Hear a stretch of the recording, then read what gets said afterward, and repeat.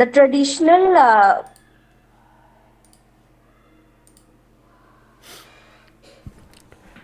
I would say, sir, lots of revolts are being taking places like imagism has come up, Dadaism has came up into the uh, part of the literature, and lots of social movement with the help of the literature. The poets and the writer and the novelist inculcate revolt with the help of the literature in the people's mind. They use as it a weapon. Uh, for making people aware for their self freedom, so that the also the literature has been used as a tool for the inculcating the freedom, what the I would say that the importance of freedom in the people's mind. Correct. Okay. So in few words I can explain the features or the main characteristic of 20th century is the literature is disillusioned or came out of whatever people or whatever poets, whatever writers believed before First World War. So these are the disillusioned writers. They are or they saw the First World War and the Second World War and the destruction caused by fellow human beings, and they came up with a new kind of mindset, and that reflected this wasteland. In what is this wasteland? It is not a place in London or it is not a place in America. It is everywhere.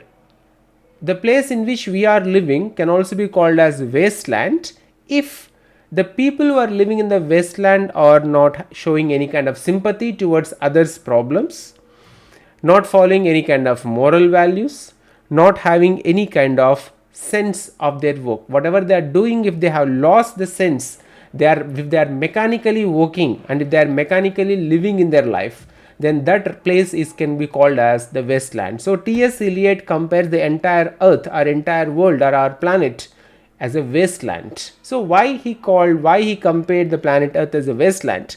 Let us go to the poem, we'll understand it very easily. So what is wasteland here? The place in which we are living is known as the wasteland. That means the place where you are living, the place where I am living, the entire planet earth has turned into a wasteland. Okay, what is wasteland? Useless. Okay, it is nothing, what do you call, there is no use of this kind of land, so that's why it is called as a wasteland. But technically if you go to the into the poem, let me read few lines and let me explain. But as I told you, the writer is also important. When if you can understand the life of the writer, you can understand the ideas of the writer reflected in his work of art.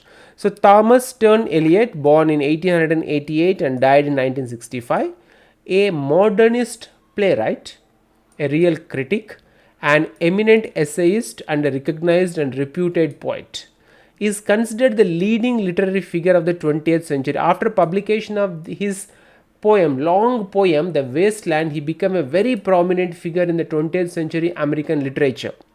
He was born in America, but he took the British citizenship and is settled in London. He is a highly learned representative of his age who knew more than 10 languages and was very well versed in myths and legends. Moreover, he was a strong believer of traditions, as his essay, Tradition and Individual Talent signifies.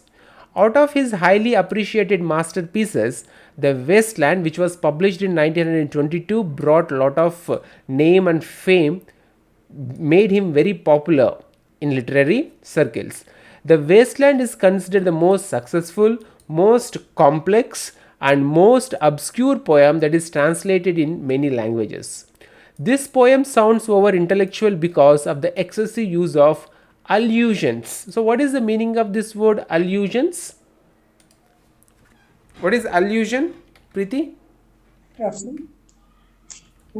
me, what is an allusion? Illusion is Allusion. something is which is not clear, like uh, something is any concept or any topic or anything which is not clear to us, and we are in a dilemma or a false thought about something like that, sir. So the dictionary meaning is an expression designed to call something to mind without mentioning it explicitly, an indirect or passing reference. So there are so many allusions in this poem which makes this poem very complex or highly complex in nature. Okay, so allusion means an expression designed to call something to mind without mentioning its explicitly, or an indirect or passing reference. So there will be so many indirect way of references. Shakespeare comes here, so many people, writers are used here in this poem. Where am I? This poem sounds over intellectual because of the excessive use of allusions, as he has used more than 100 allusions referring to more than 30 writers he referred. Eliot's allusive technique is far reaching and is very successful for conveying his message effectively. With completely disjointed incidents presented with mastered cinematic approach, this highly structured epic poem was published just after about 3 years of the end of World War I and depicts the prevailing hollowness of human morality and spirituality. Now let us understand this poem when we compare the modern literature with the romantic period or pre-romantic period. Those were the people who believed in the beauty of nature, in the spiritualistic life and God and all those things. But these people in the 20th century, that means like we are 21st century, we are more degraded or whatever we call, like, you know, the scale is too high for us. I mean in the degradation scale, okay, not in the upgradation. So this poem depicts the hollowness of human morality and spirituality. We have lost touch with humanity, we have lost touch with human morality, and we have lost touch with the spirituality. So if a person, man or a woman, if they lose touch with morality, touch with spirituality, and then what happens in this poem, we'll come to know so many people or so many figures in this poem. They will explain why and how they have lost the human morality and spirituality and how hollow they are. I have full 20 pages, I suppose, notes with me. If I start reading that one and if I explain, then it will take almost all 2-3 hours to complete. So but for our just I'll read few lines about introduction part of this poem. The Wasteland can arguably be cited as his most influential work of T.S. Eliot. It was published as a very complex poem in 1922, first in his own literary magazine Criterion, then a month later in wider circulation in the Dial. First it was published in his own magazine Criterion in 1922, then later it was circulated in the Dial, D-I-A-L. It set off a critical firestorm in the literary world. The work is commonly regarded as one of the seminal works of modernist literature. Indeed, when many critics saw the poem for the first time, it seemed too modern. In the place of traditional work with unified themes and a coherent structure, Eliot produced a poem that seemed to incorporate many unrelated, little-known references to history, religion, mythology, and other disciplines. Even he used different languages in this poem. In fact, he used even Hindi language also in this poem. He even wrote parts of the poem in foreign languages such as Hindi. In fact, the poem was so complex that Eliot felt the need to include extensive notes identifying the sources to which he was alluding. So this poem is a very complicated poem to study and to understand. But let us not go into deep. I'll share the PDF and you have to read whatever the notes I share or I already shared. Otherwise, it will be less useful to you. So where am I? Come back. So what is the source of the poem? The poem is The Wasteland, written by T.S. Eliot. It was published in 1922. And how many lines? I'll tell you. So T.S. Eliot was a bank employee. He was born on 1888. He was an American born, but he took British citizenship. He settled in England, and he is a sub-editor of a magazine, a periodical, Egoist. Are you all noting down? Yes, sir. So he is a bank employee, and he is a sub-editor for a periodical, and the name of the periodical is Egoist, E-G-O-I-S-T. and then he started another periodical, and the name of the periodical is Criterion, the one in which he had published the poem The Wasteland. So he started one periodical, the name of the periodical is Criterion, in 1922.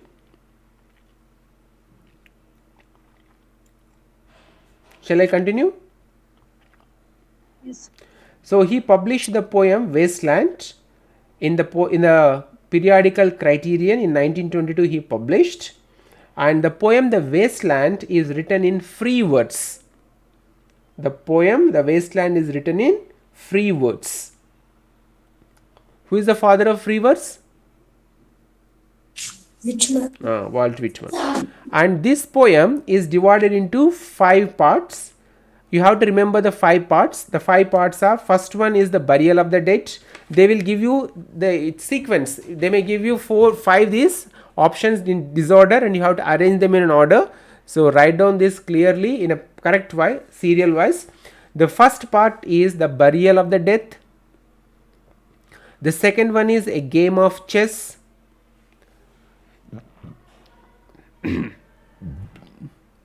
Preeti, are you writing? Yes, sir. The first one is the burial of the death.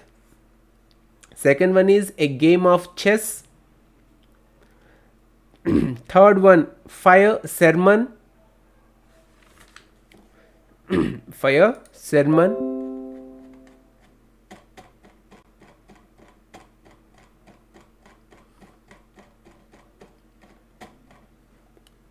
Written 3 parts over.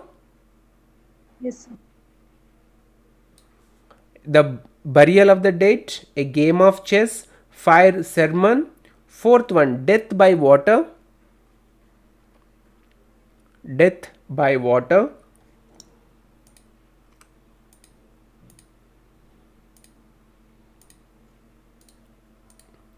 Death by water. And the fifth one, last one is what the thunder said. What the thunder said. Now memorize this one. The sequence or the first part of this poem is the burial of the death, a game of chess, fire sermon, death by water, and finally the fifth one is what the thunder said. So which one is the first part? Burial of the dead, sir. Which one is the last one? So the thunder, what the thunder said.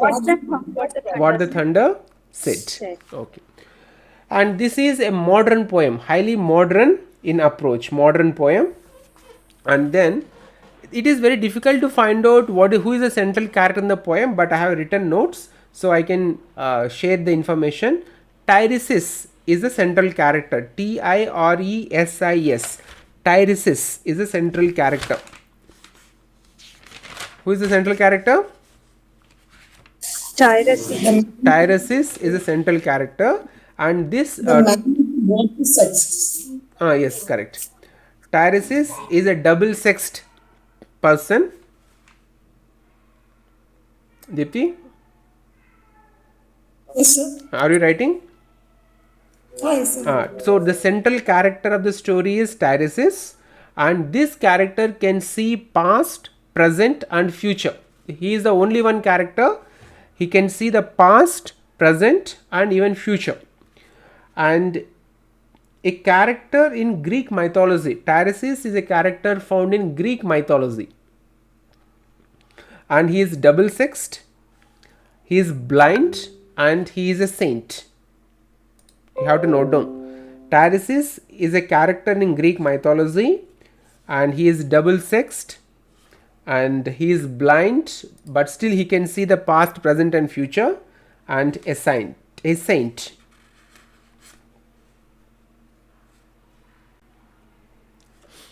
Shall I continue? Yes. Right. Now, what is the publication year of this poem? 1922. 1922. So, when did the First World War ended? 1906. 1919. Yeah. 1914 to 1919, and the Second World War started in 1939 and ended in 1945.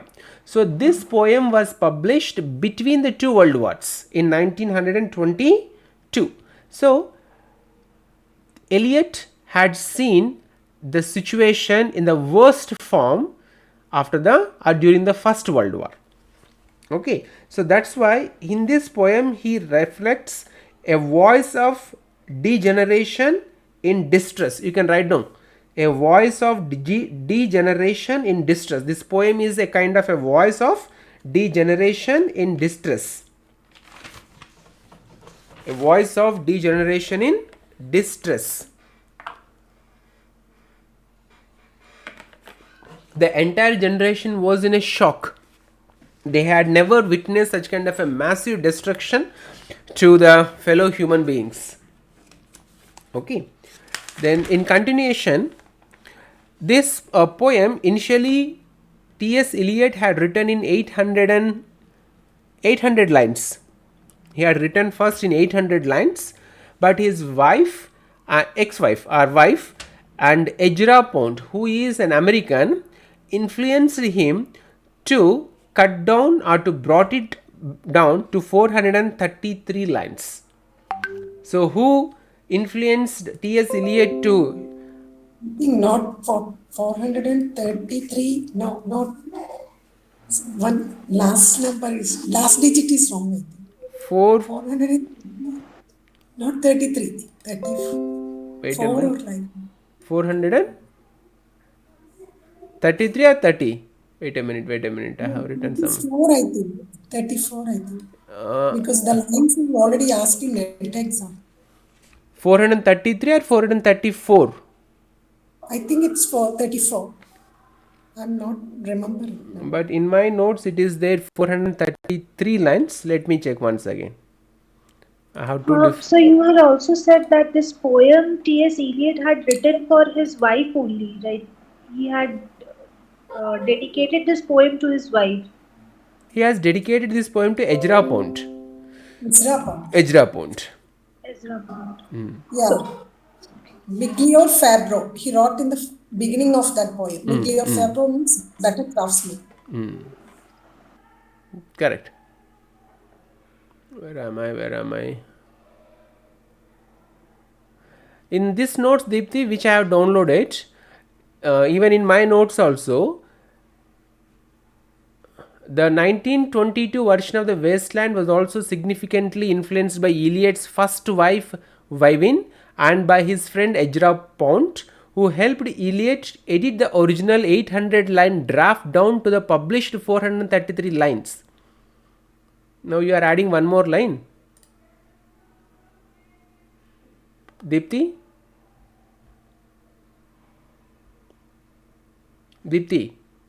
Yes, sir.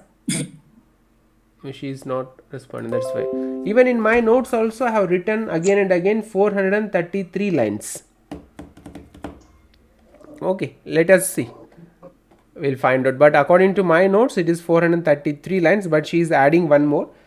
If she replies, then I can clarify. Deepthi, are you there?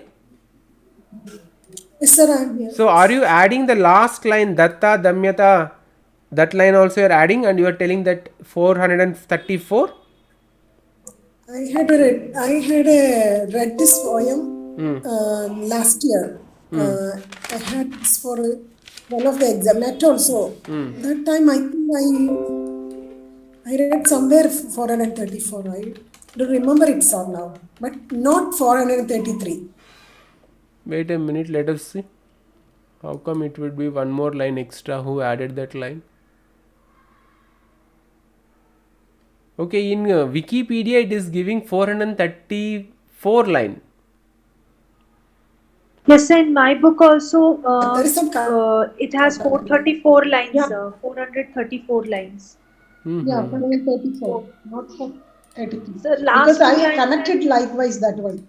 So Okay. last two lines are Datta, Daidvam, Damyata, Shanti, Shanti. Okay, fine. There is no Maybe they issue. have numbered that way. No Yeah, issue. these lines are, these Eliot's Wasteland lines are important. That's why I said. Okay, no issue, because anyhow we are going to read all the 433 33 or 34 lines. So we'll count the lines also, because this poem is too lengthy. At least we have to give one reading, so that in exams, if they give you any questions from the lines of the poem, then it will be easy for you also. So we will read it, okay, then we'll count it also, whether it is 433 or 434, right. Okay, come back to the information. So Ezra Pound helped T.S. Eliot to cut short from 800 lines to 433 or 34. Let us finalize afterwards. But it is known as Ezra Pound blue penciled it. What is blue penciled? Or there is one more word called boulderized. Ezra Pound helped T.S. Eliot to boulderize the poem The Wasteland. So what is boulderize? Cutting a few lines. In case exams, if you get this word boulderize, that means cutting a few lines. That means removing a few lines. BOLDARISED, sir. Boulderized. BOWLDERZED. Boulderized. What's the spelling, sir? BOWLDERZED. Boulderized. Ezra Pound blue penciled it or boulderized. What is boulderized? Cutting a few lines. And so the other one is blue penciled. Blue penciled. So who blue penciled the poem Wasteland means Ezra Pound. She has Ezra Pound boulderized the poem Wasteland from 800 lines into 433 or 34 lines. So, sir, I have one more doubt, sir. Ezra Pound and T.S. Eliot's wife, they are two different person or the same person, sir? Two different persons. Different persons. Two different person. Okay, okay. Different He person. married Vivian. Okay. Now, last information is T.S. Eliot not only had written this poem, but he had written even notes for the readers about how to understand his allusions in the poem. So he had even supplied notes also to his own poem. Okay.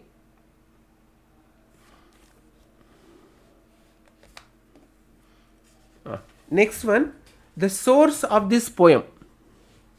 So it was published in 1922 in the periodical Criterion, which was started by T.S. Eliot, and it was boulderized or blue penciled by Ezra Pound from 800 lines to 433 or 34 lines.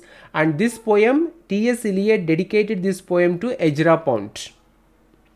And the title of this poem, The Wasteland, the source is Jessie L. Weston's From Ritual to Romance. Are you writing? Sir, please repeat once. The title source for this poem is, just a minute, I'll show the text so that you can easily write down. Here you can see Eliot cited two books for which he drew to create the poem symbolism. Jessie L. Weston's From Ritual to Romance, that is the source for his title. Jessie. Sir, will you share this PDF yes, with us? I'll share.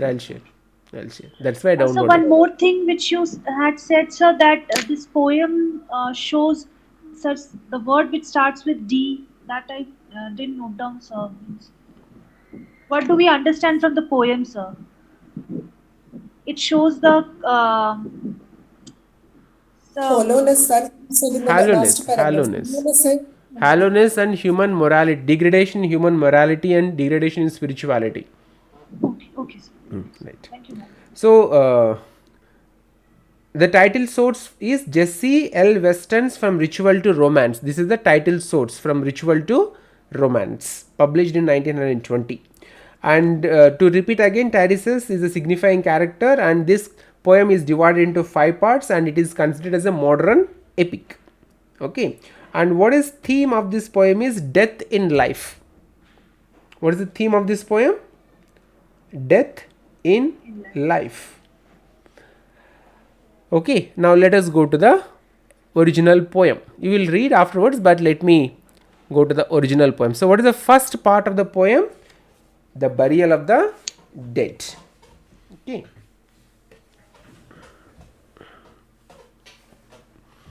So we'll count, and you have to count after completion of the class, and you have to tell me whether this poem has 433 lines or 434 lines. Okay, so let me start. I'll start reading. Whenever I feel tired, I'll ask one of you to continue reading, but we'll complete reading the entire poem. Okay, shall we start? Sure. Okay, sir. So the part 1, or the first part, is the burial of the dead. April is the cruelest month, breeding lelkas out of the dead land, mixing memory and desire, stirring dull roots with spring rain. Winter kept us warm, covering earth in forgetful snow, feeding a little life with dried tubers. Summer surprised us, coming over the strange burgesses. With a shower of rain, we stopped in the colonnade and went on in sunlight into the half-garden and drank coffee and talked for an hour. Bingan came in Russian, stamped and Latin APDSC. See, he has written German language here. And when we were children, staying at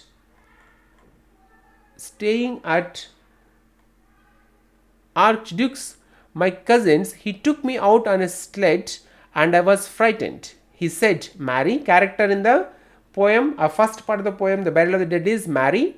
Mary, hold on tight. And down he went in the mountains. There you feel free. I read much of the night and go south in the winter. What are the roots that clutch? What branches grow out of this stony rubbish? Son of man, you cannot say or guess, for you know only a heap of broken images. When the sun beats and the dead tree gives no shelter, the cricket no relief, and the dry stone no sound of water, only there is a shadow under the red rock. Come in under the shadow of this red rock, and I will show you something different from either your shadow at morning striding behind you, or your shadow at evening rising to meet you. I will show you fear in a handful of dust. Again, I suppose German, frisch went der Wind, der hemmt you, mein Irish kind, who willst thou? You gave me hyacinth first a year ago. They called me the hyacinth girl. Yet when we came back late from the hyacinth garden, your arms full and your hair wet, I could not speak and my eyes failed. I was neither living nor dead, and I knew nothing. Looking into the heart of light, the silence. Out under Lidar Mere, Madame Sosortes, famous clairvoyante, had a bad cold. Nevertheless, is known to be the wisest woman in Europe, with a wicked pack of cords. Here, said she, is your cord the drowned Phoenician sailor. These are perils that were his eyes. Look, here is Belladonna, the lady of the rocks, the lady of situations. Here is the man with 3 staves, and here is the wheel, and here is the one-eyed merchant, and this cord, which is blank, is something he carries on his back, which I am forbidden to say. I do not find the hanged man fear death by water. I see crowds of people walking round in a ring.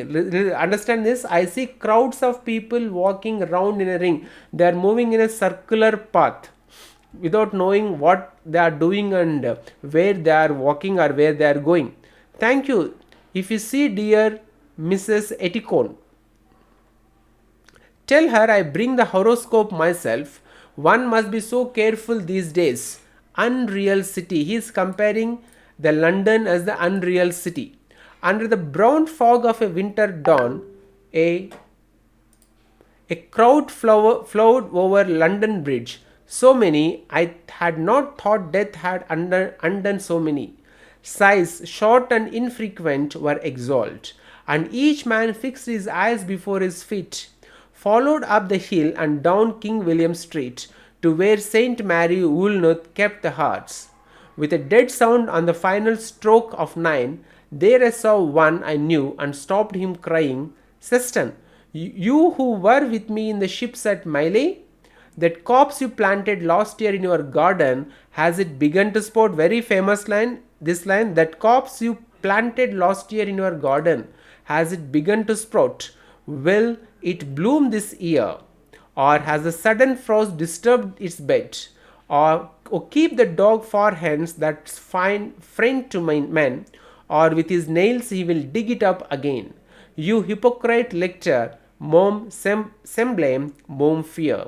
So how many lines here in this first part? 70?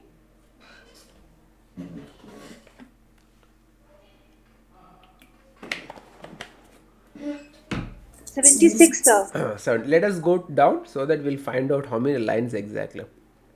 Sir, one more thing, sir. You said in the first stanza that Mary is the first character, means In the first part. in the first part. Uh-huh. Sir, then many more names we got, sir, like Madame Stress. All these are character or just a name?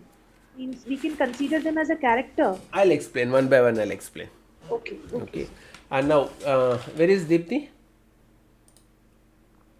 Yes, sir. So this is the original poem, Deepthi ma'am. See, if you see the number here, these fragments I have showed against my ruins. This is the 430th line, correct? Can you see this line? Yeah. These fragments I have showed against my ruins is the 430th line. Now count how many more lines we have. 431. This is why the ill fit you, Hermonia's mad again, Hieronyma mad again, taking Shakespeare's reference, Hamlet. 430, 431, 432, 433. So where is the 434th line? Sorry, sir, for the interruption. Sir, actually, in my book, the 430th line is that, sir, lay prince the acquitted, something which is written, sir. That is marked as 430. After that, sir, from these fragments to Shanti, Shanti, these lines are means the 434th line, sir. 431 to 434, sir. Okay. Right, fine, but the notes which I have written and which I have prepared is having 433 lines. Okay, fine. Let us go back to the first part. What is the name of the first part of the poem? The burial of the dead. Burial of the dead. So let me just go back. Okay. It's a very lengthy, long poem, but let us try at least to understand few important lines and the poem in a realistic sense. Okay. Now, where am I? So many tabs, so many. What is this? I'll just close WhatsApp.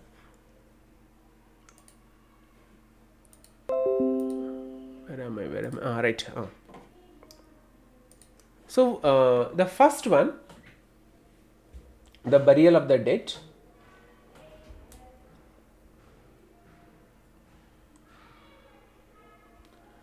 The very first part of the poem is about, can you see the screen? Which one are you seeing? The poem or notes? It's a poem, sir. Poem, sir. Okay. Even too much of information is also difficult. So let me just go down to the explanation part of the same first part. Where it is.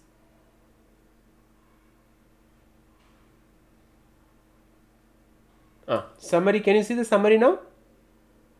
Yes, sir. The first section, as the section title indicates, is about death. Okay. The section begins with the words, April is the cruelest month. But if you compare, or if you see in literature, generally they call April is the finest month, or April is the beautiful month, or April is the coolest month. But here, T.S. Eliot had started this poem in a reverse order. April is the cruelest month for him, which is perhaps one of the most remarked upon and most important references in the poem.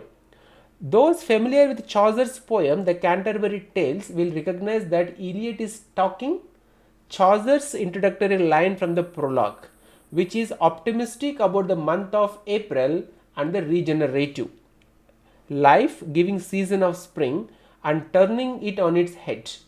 Just as Chaucer's line sets the tone for the Canterbury Tales, Eliot's dark words inform the reader that this is going to be a dark poem. So he exactly reversed Chaucer's technique.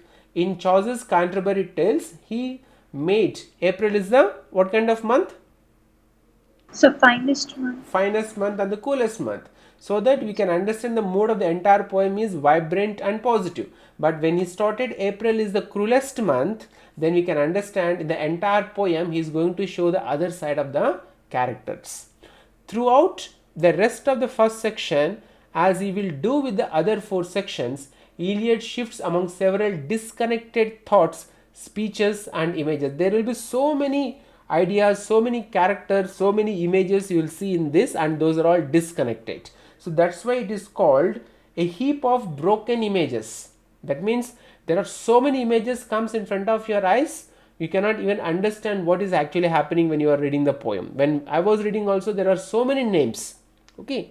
Collectively, the episodic scenes in the line 1 through 18 discuss the natural cycle of death. If we go to the first 18 lines of the poetry of the first part of the poem, it talks about the cycle of death. April, generally people believe that April is the finest month, spring season brings happiness, new life. But after World War, the poet has seen the life and the poet has witnessed the death in the world. So he had written in the first 18 lines about the cycle of death, which is symbolized by the passing of the seasons.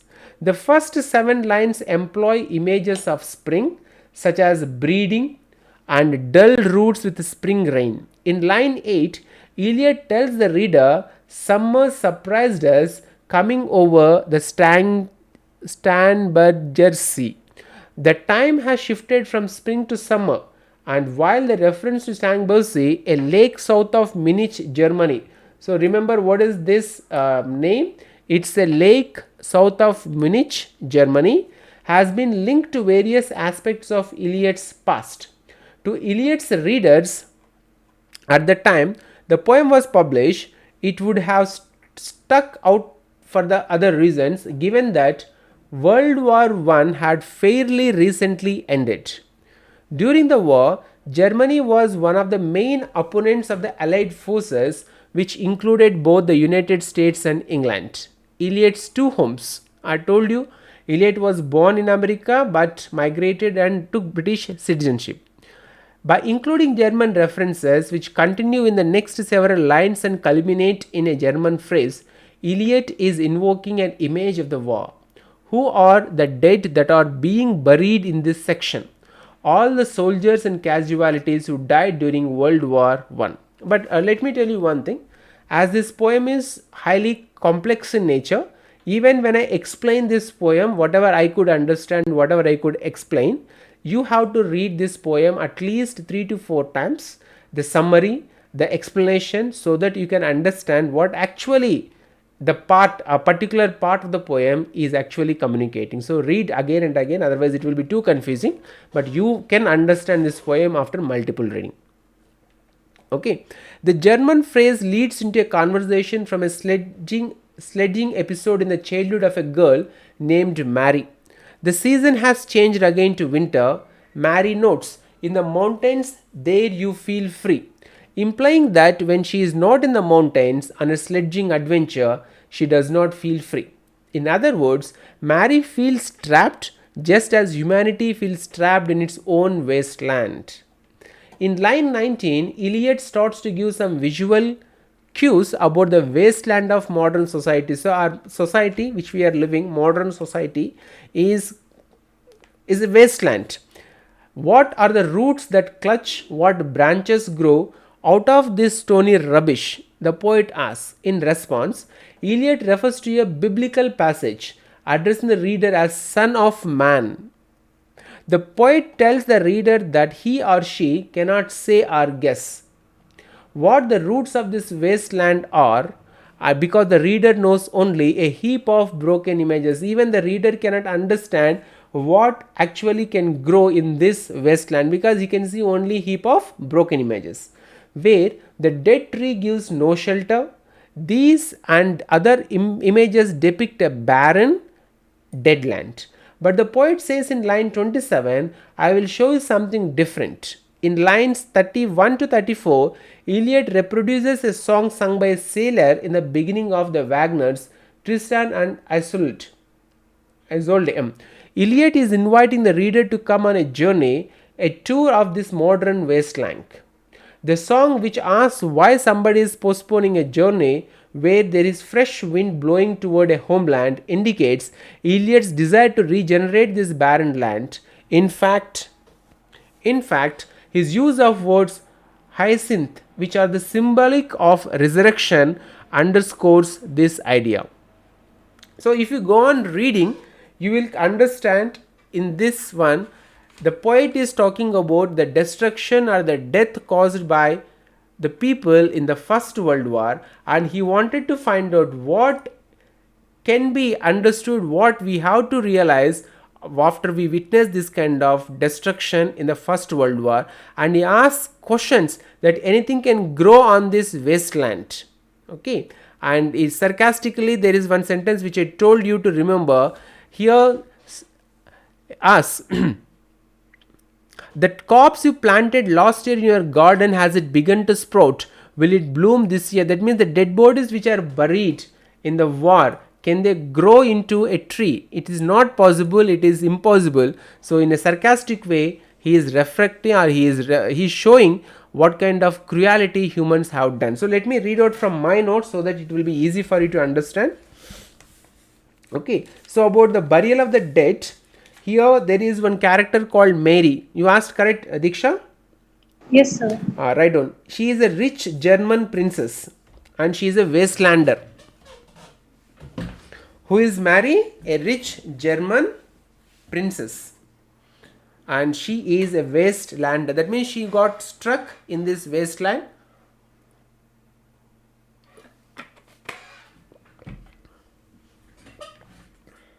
Written, Mary is a rich German princess, Sir. German princess. Shall I continue? Yes, sir.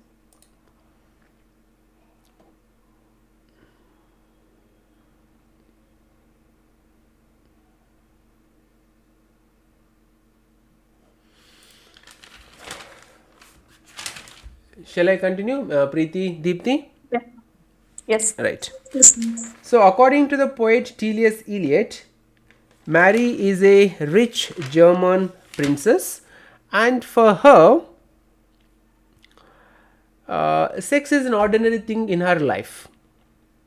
There is no emotional attachment, there is no any kind of psychological intimacy with people. It's a casual act for her, and she has sex with her cousin, and she doesn't have any kind of remorse, she doesn't have any kind of feeling of guilt in her life.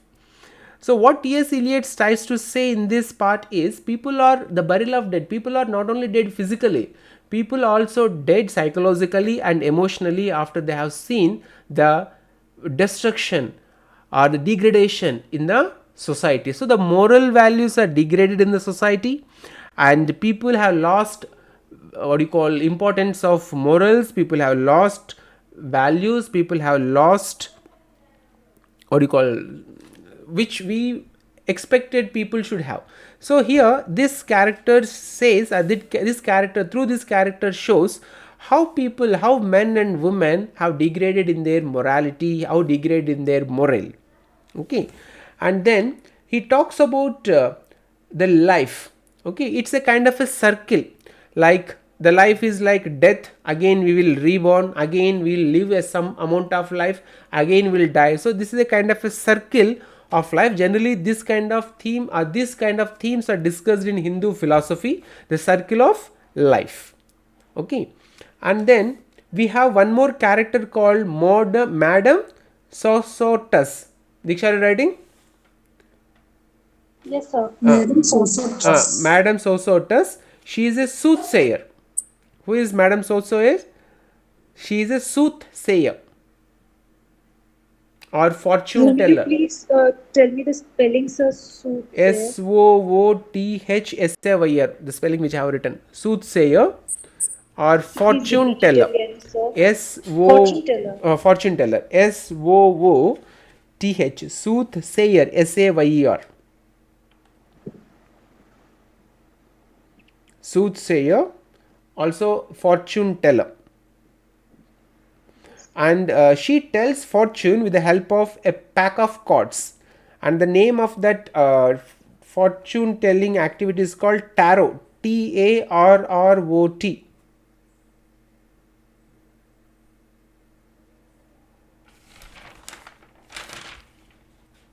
Tarrot, tarot. She plays with the help of this pack of cards, she tells the fortune.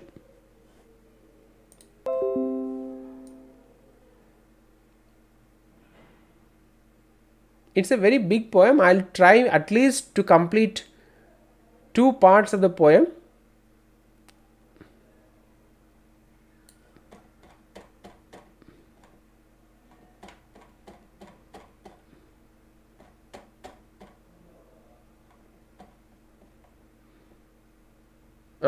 Here you can see the character of Madame Sosostris. Can you see the screen? Yes, sir. Here in the line 43, is it visible? Yes, sir. So in line 43, Eliot introduces the character of Madame Sosostris, a gifted mystic with a wicked pack of cards or tarot cards. She pulls the card of the drowned Phoenician sailor. So who is this drowned Phoenician sailor in her court? Okay, she pulls the card of the drowned Phoenician sailor, another image of death. So this Phoenician sailor stands another image of death. Shall I continue? Yes, sir. So Madame Sosostris, she has a pack of cards and are tarot cards. So when she pulls out of one, she pulls a card out of her cards, then she pulls the card which has the drowned Phoenician sailor, another image of death, and also a direct reference to the fertility god who, according to Sir James Fraser's The Golden Bough. Remember these names. Okay, the Golden Bough. So what golden bow means indicates? It's a name of a book written by Sir James Fraser. He is an anthropologistic book. This one. So is it mentioned in the poem, sir, or it's just external knowledge, sir? This T.S. Eliot had borrowed the title from Justice L. Weston from Ritual to Romance, and he had borrowed information from The Golden Bough written by James Fraser. These 2 books are the information sources for T.S. Eliot to complete this poem. Okay, sir. Okay, sir. So what happened is Phoenician sailor was drowned at the end of summer. Again, these images collectively illustrate the natural cycle of death. Following the Madame Sosostris passage, Eliot, beginning in the line 60, introduces the unreal city. So what is this unreal city and where is this unreal city? It is London. What is this unreal city, Preeti? London. Why London is considered as an unreal city, though he was living in London, or though London was the biggest city in those days, why he called this city as unreal city? Means the people who are living in the city, they have lost human values, they have lost empathy, they have lost showing sympathy to others, they have become completely mechanical in nature. So that's why the people who live in the city, they are called machines, and that's why T.S. Eliot had named this London as an unreal city. Under the brown fog of a winter dawn, a crowd flowed over London Bridge so many. These lines suggest a similar description of the modern city, Baudelaire. What is the name of the city? Another city? Baudelaire. The image of the brown fog is dismal, as is the next line, which notes, I had not thought death had undone so many. Eliot here is describing a waking death. These people are alive in the physical sense, but dead in all others. It is a sad city where each man fixes his eyes before his feet. That means people are self-centered, people, they don't have time For others people, they don't show any kind of sympathy for others problems. They are living life like machines. So that's why the place where these kind of people are living, he considered that place as unreal city, and the unreal city in this poem is London. So I couldn't understand that Baudelaire thing means. It's a comparison of two cities, correct? One is London? London. Okay, sir. I had a similar description of the modern city by Baudelaire. That means another person also described the same kind of city. A similar description of the modern city by Baudelaire. There may be so many cities. For example, for T.S. Eliot, London is the unreal city. For Baudelaire, there will be so many other cities as unreal. For you, for example, I don't want to include my personal opinion. That's why I am controlling myself not to explain this poem in my point of view. All metropolitan cities, all cosmopolitan cities, or major cities are unreal in nature. People in these cities like Bangalore, Chennai, Kolkata, Delhi, all major cities which are industrialized cities where there is lot of wealth, people, they always search for wealth. They don't search for good people. When you come to metropolitan cities, when you live in metropolitan cities, what plays the most crucial role to lead your life? It is money. If you have money, you will get everything in these cities. If you don't have money, then you have, even though you are a good character, even though you have good qualities, that will not materialize, that will not help you to survive in these cities. Am I right? You understood, Diksha? No, yes, sir. So what I am trying to say, not in my point of, because I want you to understand T.S. Eliot's point of view. If it is too difficult to understand, that is common, because he had written notes so that people can read his notes and to understand what he wants to explain in this poem. It is too confusing, highly complex in nature. If you read thrice or 4 times or 5 times, then you may understand what actually he wants to explain or prove in this poem. Okay. Is it difficult? Yes, sir. Actually, I'm sitting with my book, sir, and when I'm matching the things, I'm not getting, means I'm writing the note behind the words which you are saying, sir. And so that Baudelaire thing that confused me, sir. That's why I need to read the PDF first, and then I'll understand, sir. Right. Okay. So this is unreal city is London. Okay. And then one more name is there, Belladonna, Lady of Rock.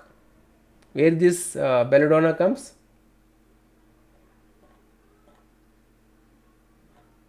Write down this word, Belladonna. Belladona. 49 line numbers. 49 line number. Okay. Belladonna. What is Belladonna? Lady of Rock.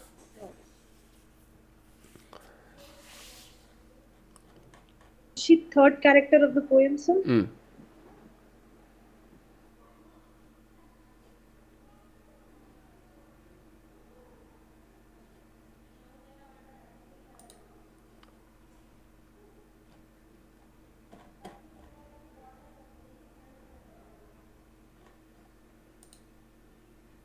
So second stanza, last line.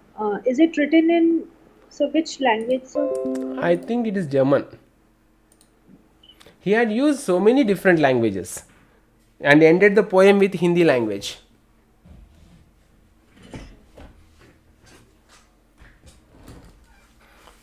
Shall I start explaining? Final summary of the first part. Yes. Now let us come to allusion part, because when I give you the poem and when I give you the explanation line by line, it will be little difficult, because there are so many allusions used by T.S. Eliot. So for that, let us go to the notes which I have, so that you can also understand the notes. So let me share the notes now. Now can you see the screen? Yes. Now if you see this in as an allusion, if you try to understand allusions in the poem, it will be little easy for you. I don't say it is too easy, but it will be a little easy for you to understand the poem. So let us come to this part, the burial of the dead, from line 1 to line 76. The very first part of the poem is about the Egyptian ritual in which they believe in the death for the purpose of rebirth or having new start. So it is a kind of a cyclic process. Naturally we take birth and naturally we die and again we take rebirth. So this is cycle of birth that was believed by the ancient Egyptians. For some critics, it is a representation of Christian ritual of the funeral of the dead. This part starts with the reference to Chaucer's prologue to the Canterbury Tales.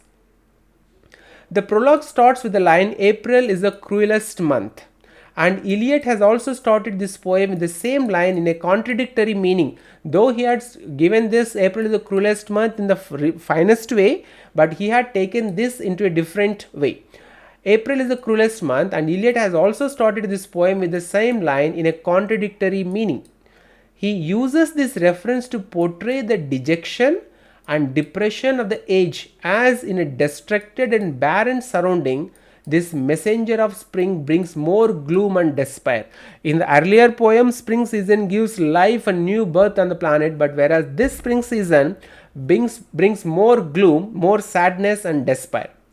Moreover, Eliot uses the verse from Richard Wagner's opera Tristan and Isolde to mourn over the destructive and sorrowful conditions of the city of London.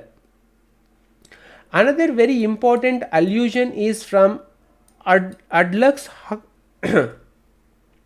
Huxley's novel Chrome Yellow, that is of the fortune teller named Madame Sosostris. So he has used so many names, so many characters from different books. Eliot's Madame Sosostris tells the fortune of the modern man and foresees him dying by water. This old wise lady reads tarot cards to tell the fortune of the man about drowning in the water. Here Eliot uses Shakespeare's line of the Tempest, those are perils that were his eyes. When he was drowning, she has used these lines, those are the perils that were his eyes, for the drowned dead man.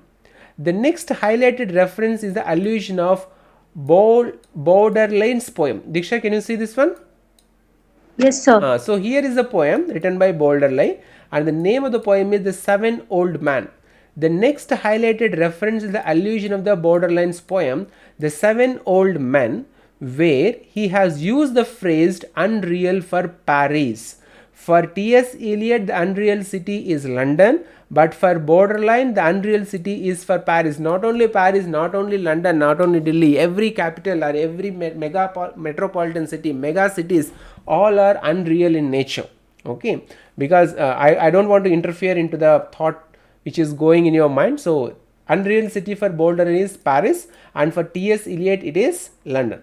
In this allusion, he compares London with Baudelais' Paris in terms of moral and social condition. For the same purpose, Eliot has used the references of Dante's Inferno, a religious allegory, also, and describes London Bridge as Dante's gate of hell. That means London Bridge is like gate of hell for T.S. Eliot. In this part of poem, Eliot has used many phrases also to explain the moral and spiritual barrenness of modern man. He has written dead tree for the barren modern values, heaps of broken images for the lost spiritual values, brown fog for the barrenness of the city life, and one-eyed man for the modern scientifically and commercially developed man. So one-eyed means we know only one side of the life, we can't understand the other side of the life, emotional aspects of our life. For religious representations, he used the red rock for Christian church and Son of Man for Holy Christ. So it is the allusion, this is the allusion part, and the one which I explained using the PDF is the line by line explanation. So to put it in a nutshell, this part, the burial of the dead, talks about not about the physical death but also the psychological, the moral, spiritual death of human in this modern society. As I told you repeatedly, when people of that century, when they have witnessed the death and destruction caused in the First World War, they have lost faith in humanity, they have lost values, and those values and the loss of faith and loss of moral values and all those things are shown through the character of this German rich German princess, how she indulges in sexual affairs without having any kind of guilt or remorse, nothing. It was a casual act for her. So these things were explained in the first part of the poem, The Burial of the Dead, and they believe that Paris is an unreal city for Baudelaire, and for T.S. Eliot he says that the city London is an unreal city. Now questions from your side. So to be honest, means so you are explaining well, sir, but still, sir, some area I have confusion, sir. And, Okay. Now let like me let me explain from my point of view, or from my way, in my way, because I don't want to interfere into the poem, interfere into the thought of the poet. Okay. Let it be in this. If it is not possible to complete this poem in this class, don't worry, we'll take one more class, I'll complete. Okay. You want me to clearly make you to understand Diksha, Deepti, Preeti? yes, sir. Right. Fine. So I may speak so many things which may be little objectionable, but that is the only way I can make you to understand in this poem. The first thing which confuses us is what is moral degradation, correct? Yes, sir. So what is moral degradation? For T.S. Eliot, the moral degradation is a religious aspect. According to religion, which he believes, okay, he is Anglo-Catholic in religion. What is his religion? Anglo-Catholic. And he is a devout Christians. He is a devout Christian, and he believes in Anglo-Catholic in religion. And a people who is having such kind of a mindset, they believe that for men and women, the chastity or the sexual preferences must remain to a single person. If anybody who indulges in that kind of sexual activities, for him that is a moral degradation. According to the religion, the religion, whichever religion, whether it is a Christianity or Islam or Hinduism or whatever the religion you take, if I am not wrong, 99.99% or even 100%, the religion controls man and woman finally on one area, and that is the sexual aspects.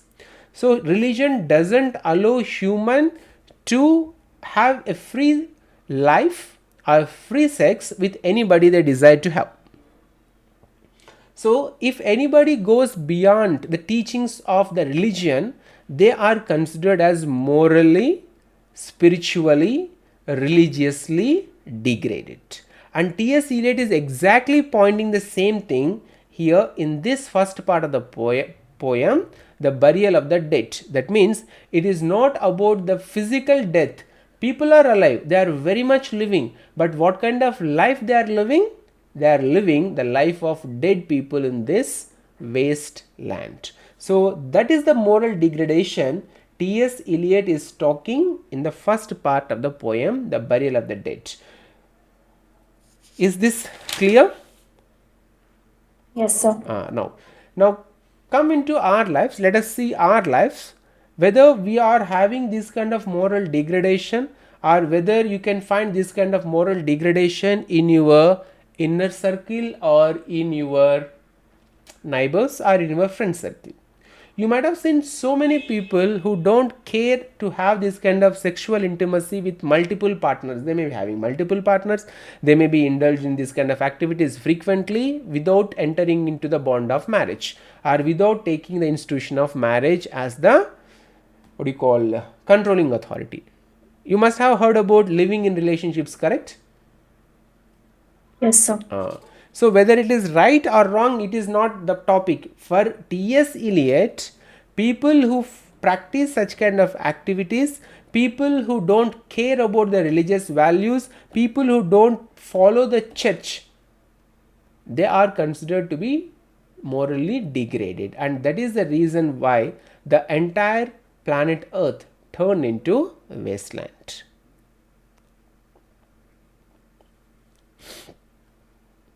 Did you all understand? Yes, sir. Now, if I am not wrong, everyone in this class must have understood or must have seen people in your life who are indulged in such kind of activities without any kind of guilt. Am I right? Yes, sir. And they even project themselves great, modern. Are you getting what I am speaking? Yes, sir. So this is the modern society where people don't care about these kind of values. But why did they don't care? Why this kind of transformation came? Why people started living such kind of lives? See, if you go back to a few centuries, or if you go back to 50, 60s or maximum 100 years, in those days it is, we were told, Indians were told like Rama, Sita. Why Rama is so popular? Why Rama is so famous? Because he is a Ekapativrata. That means he has only one wife and he followed monogamy. No king other than Rama in those days had this kind of monogamy. He followed monogamy. He what do you call, no, he took only one woman in his life and he protected her and he lived with that woman. But if you see, there were numerous kings, there were many examples where they have multiple wives, multiple partners, they used to maintain harems, they used to maintain concubines, all those things. So that's where Rama had become an epic personality and we made Rama as a god, because he followed one principle. Now all those principles are lost in the present generation, the generation in which we are surviving, which we are existing. You can see there are so many people who are living their life freely in a free society, right? Right, sir. What about America? What about the developed countries? Do they really care what we at least care in our Indian society? No, sir. Right? Now you think in these lines, now you can understand the burial of the dead, the destruction caused by human when they witnessed. I'll give you, there are so many examples I can come with from my side.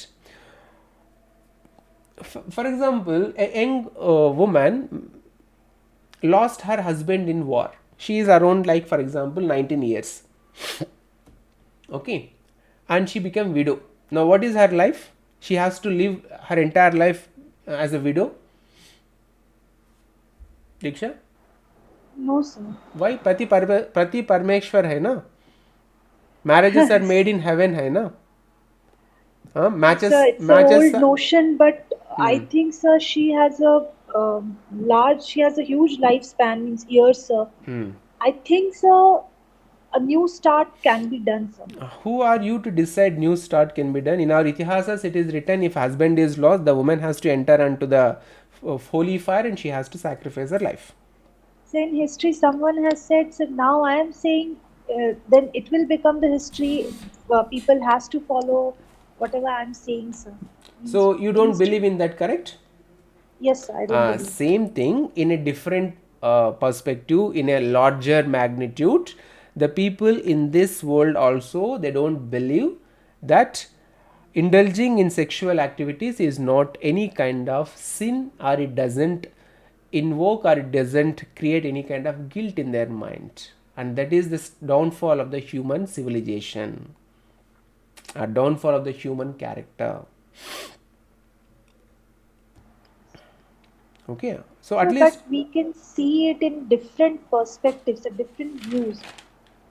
According to T.S. Eliot, that is a degradation in the moral values. Humanity. How come a human can lost his, her or his what do you call, chastity for, without, there is a kind of, like if you go in a ceremonial way, marriage, they'll make it so ceremonial, so religious, so spiritual, that it is not a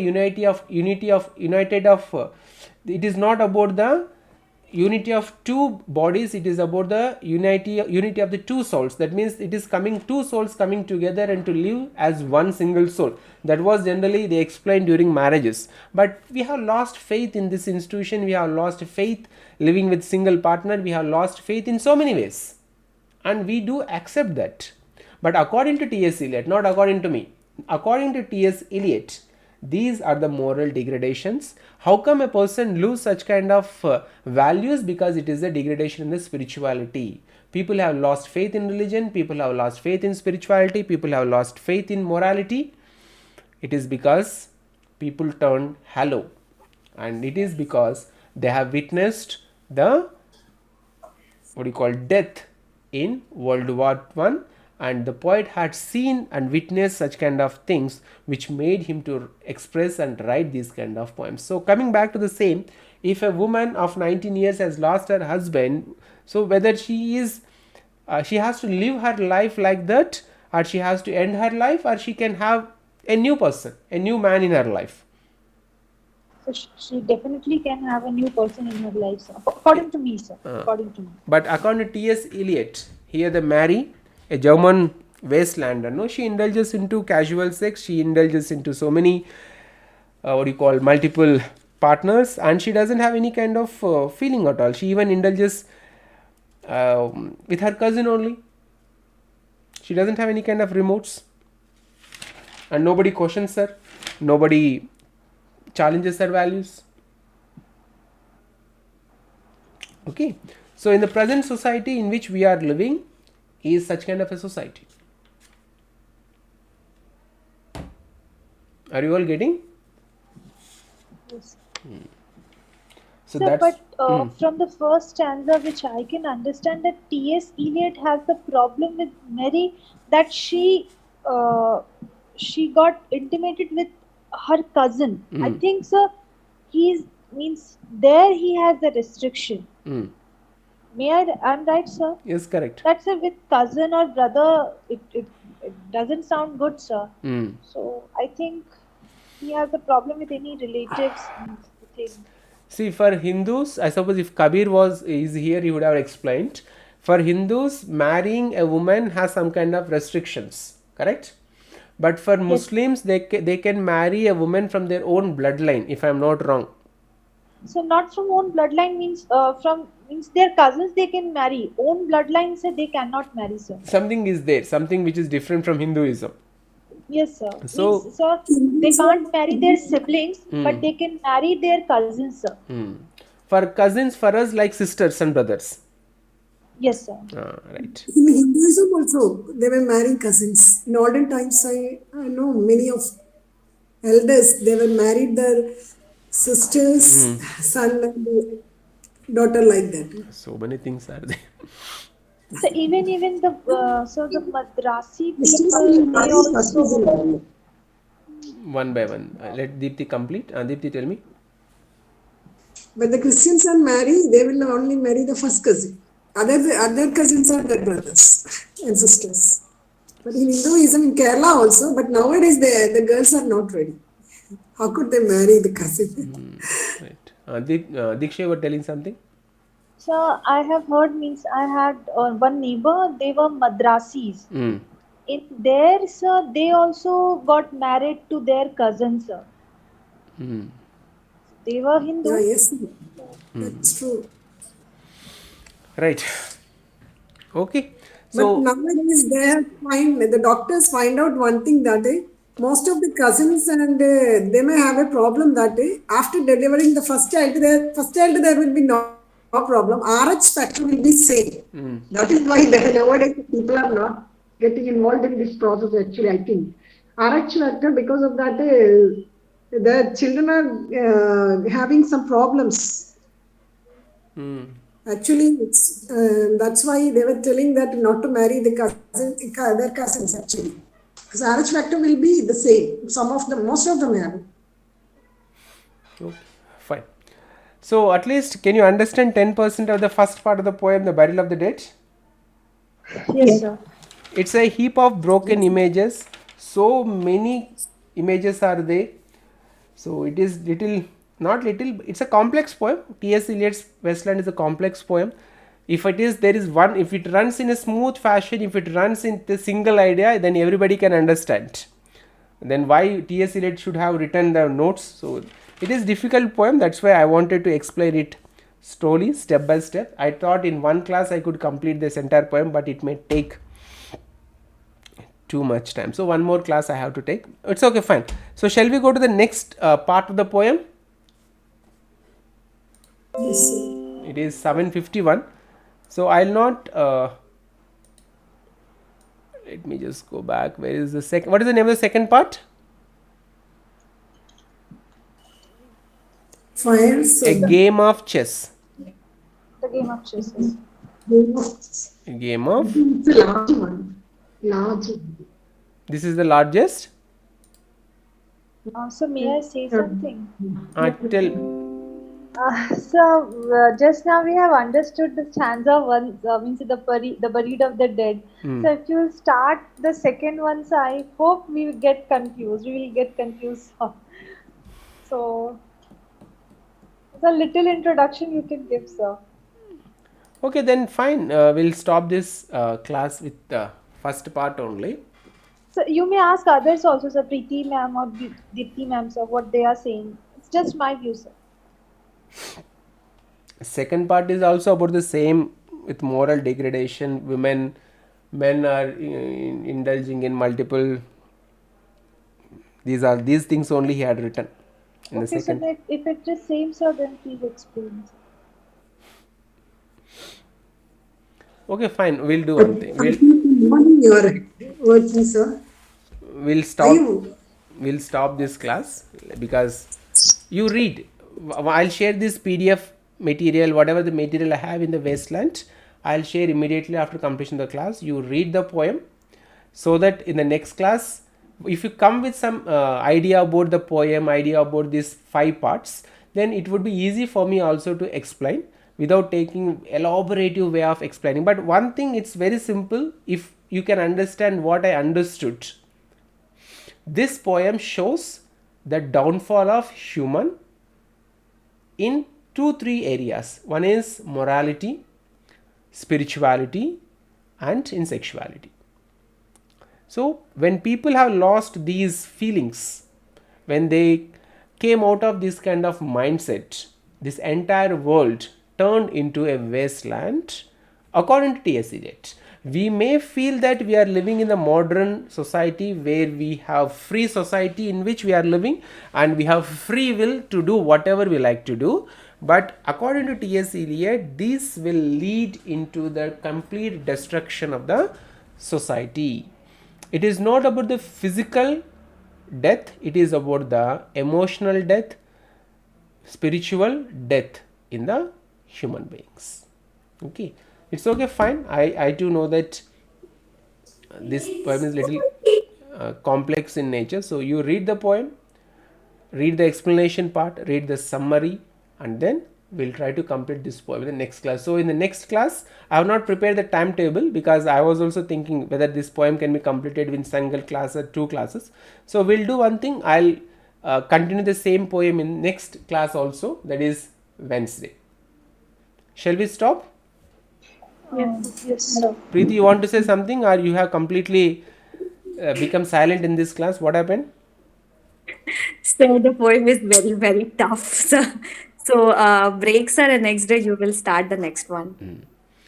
See, I'm not exaggerating, but The summarizing part, which have you explained in your words, that I got it, sir. The theme of the poem is clear to me, sir. But stanza-wise explanation, I will see some videos and read the PDF, and it will be more clear to me then, sir.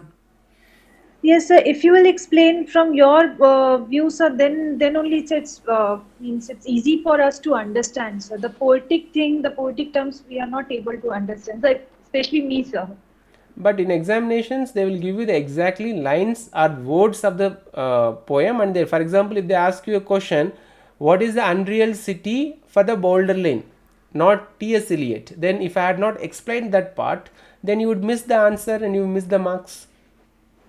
Paris. Okay. So still, sir, I want, sir, whenever you are explaining the stanza, sir, I want that you explain from your view, sir, from your perspective, sir. Okay, so So that then will be it like would a be- that will be like a general explanation of the entire poem according to my point of view. Am I right? Yes, sir. Yes, sir. Yes, sir. Right, I'll do that, but I restricted myself, I control myself not to indulge or not to interfere into the matters of the poem, so that you will get the right information. Maybe it may be complicated, little complex in nature, but the information you will get. Okay, that's what I mean. That's why I didn't explain anything from my point of view. But finally, this poem is highly complex in nature, lot of allusions.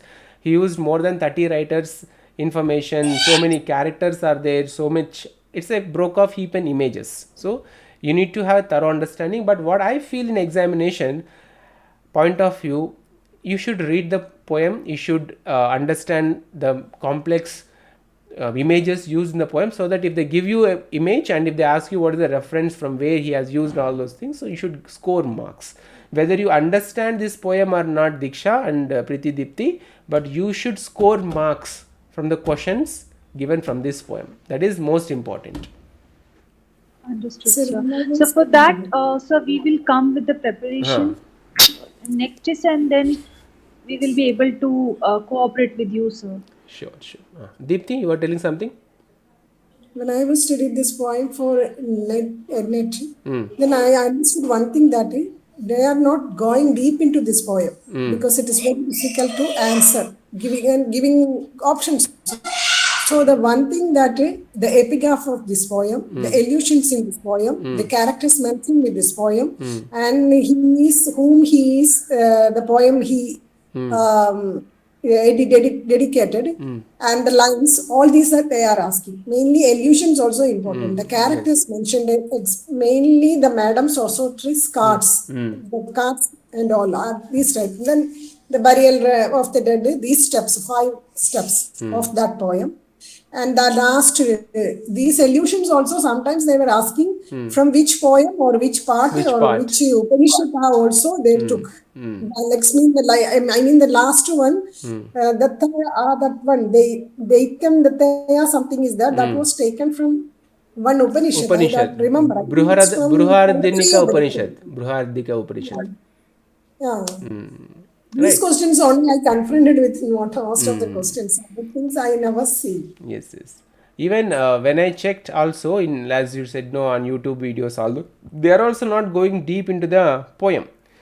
They are just explaining the summary of the entire poem, the division of the poem, and few lines at the last of the poem. But I really wanted to do this poem in a line by line, part by part, so that though it is complicated in the beginning, but once you come to the end of the poem, you will understand the poem in a realistic way, in a quite natural way.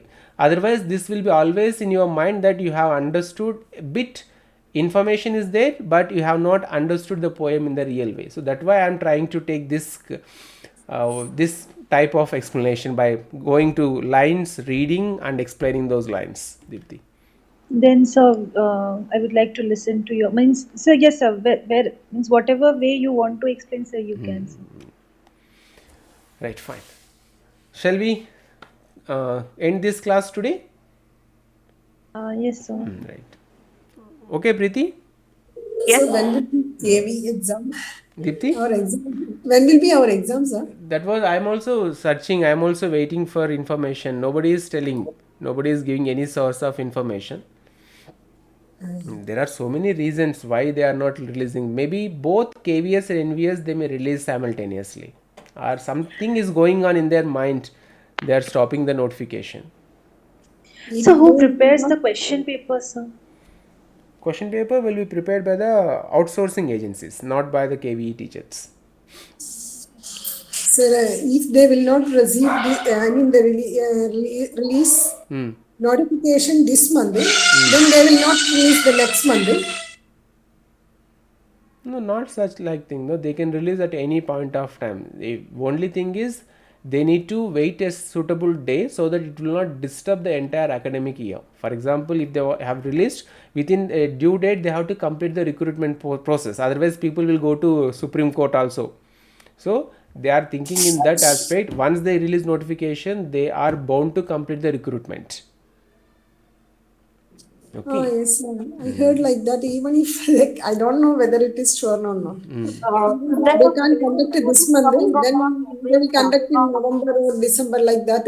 Someone told me. I don't know. All are speculations. All are rumors only. No authentic information. Okay, sir. You are telling something, Preeti?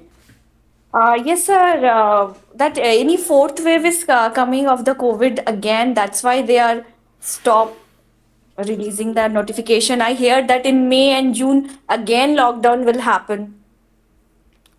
But this time all are vaccinated, correct? 2 doses over, booster dose also they took. They I may know, not sir, this all are media created, sir. I media. think. Actually, sir, before sessions begin, sir, all COVID comes, then sir, it spreads. Sir, these all are, sir, the excuses from media and government, sir. Yes, yes. They don't want to open the schools. I don't know why, sir. No, they do want to open the schools because so many people who are in politics know they are directly, indirectly involved in running this education business. Okay, they wanted to open the schools, but see, everything is speculation. Whatever I speak is also based upon the rumors and speculations, but no authentic information is coming from KVS. Why they are not releasing notifications? If anybody goes against KVS, they'll simply say it is because of COVID, or some kind of information they'll give and they will close the doors. So nobody is approaching even KVS also. But others exams are holding, sir, like SBI and UPSC. Other exams are going on, sir. Yes, yes, that is also there. So nobody knows, and because of online classes, no, they understood that one teacher can handle more than 100 students. If it is That is offline, why, sir, they don't want to open the schools also, sir. that is also there. So many factors are there, Diksha. But if they give you notification, they'll give you sudden notification without any kind of initial or before release notification. They will not give any close. Suddenly they will release notification. So we have to be prepared. Whenever the notification comes, then we have to take that opportunity. Okay, so shall we close the class? Yes, sir. Yes, sir. Right. So read the poem, read the explanation part, and we'll meet on Wednesday with the same poem. But I'll not explain the burial update. I'll go with the game of chess and the remaining parts. Okay. So good night, all of you. Take care. Good news. Good night.